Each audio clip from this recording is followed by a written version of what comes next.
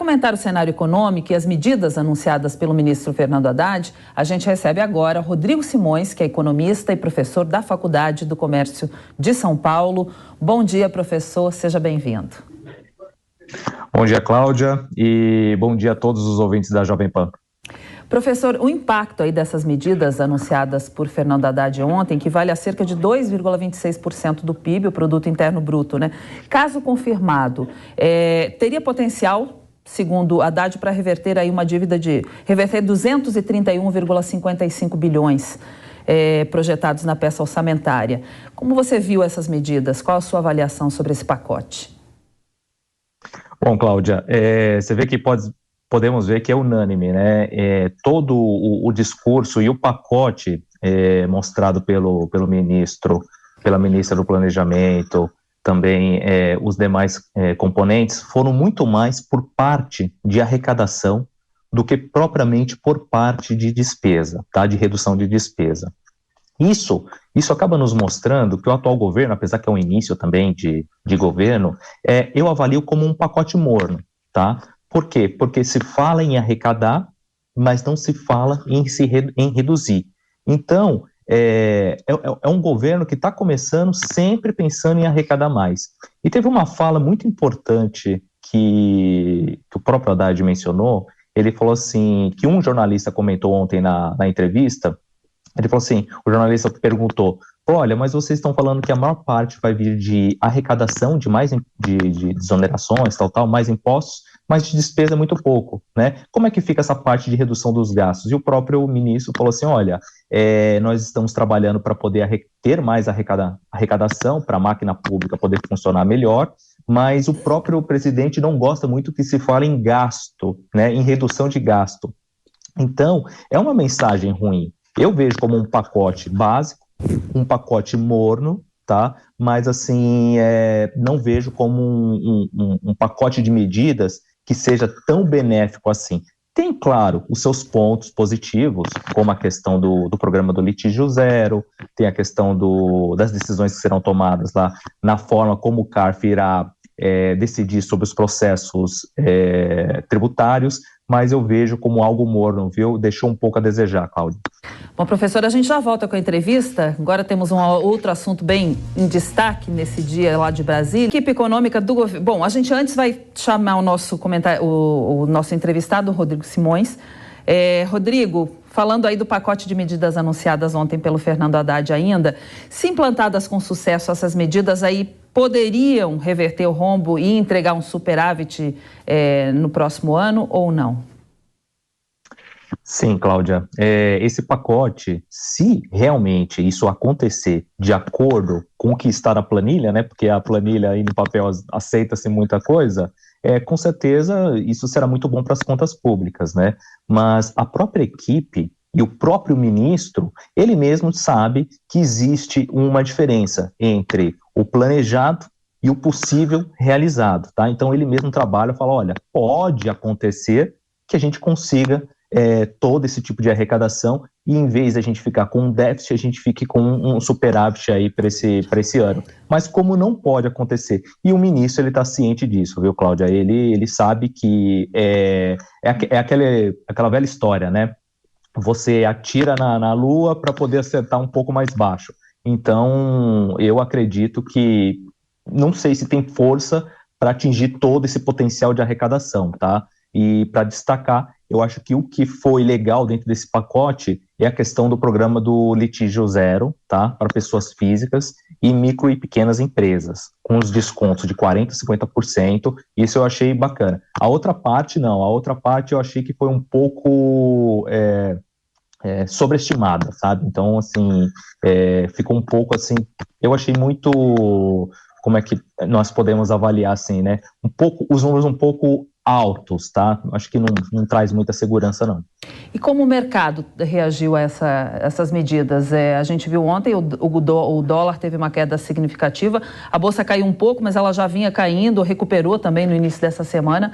De que forma o mercado está vendo essas medidas?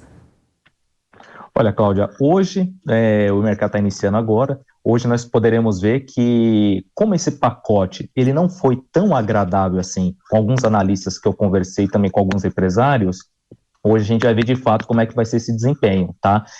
O mercado, eu não acredito que ele irá ver positivamente.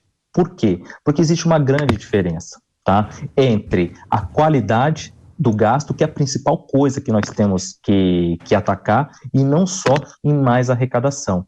Existe um ponto dentro de economia, Cláudia, que fala que quanto mais um país arrecada de impostos, menos a atividade econômica desempenha. Então, assim, esse é o meu medo, e isso o mercado ele vai refletir agora, nas próximas horas, como é que será será o reflexo, né, propriamente desse anúncio, tá? E um outro ponto que ficou claro lá no pacote é que tem lá a parte do aumento do salário mínimo, tá? Que tem lá, ele comentou lá que tem lá 1,2, se eu não me engano, acima da inflação, mas não resolve. Aumento de salário mínimo real não resolve. O que resolve para a população e para o mercado é a questão da produtividade do trabalhador. O trabalhador ele tem que ter o aumento real através da produtividade e não através de um aumento artificial, tá? Então, acho que basicamente é isso. A reação do mercado financeiro a gente vai ver com mais detalhes hoje ainda com o Luiz Arthur Nogueira daqui a pouquinho também. Bom, e a equipe econômica, a gente volta a conversar com o professor economista Rodrigo Simões. Professor, a gente viu mais cedo, falou sobre a Fiesp, a reação da Fiesp a essas medidas, e também o que foi falado além de ser criticadas as medidas, ele diz que a reforma tributária é urgente no Brasil para acertar muitas questões. Vai ser possível fazer uma reforma tributária nesse governo? Olha, Cláudia, a reforma tributária realmente é a parte, se não a mais, uma das mais importantes para esse governo aqui. Por quê? Porque a nossa carga tributária é uma das maiores do mundo. Assim como essa nossa carga tributária sufoca a população, também sufoca as empresas, que são geradoras de empregos para toda a atividade, para o Brasil inteiro.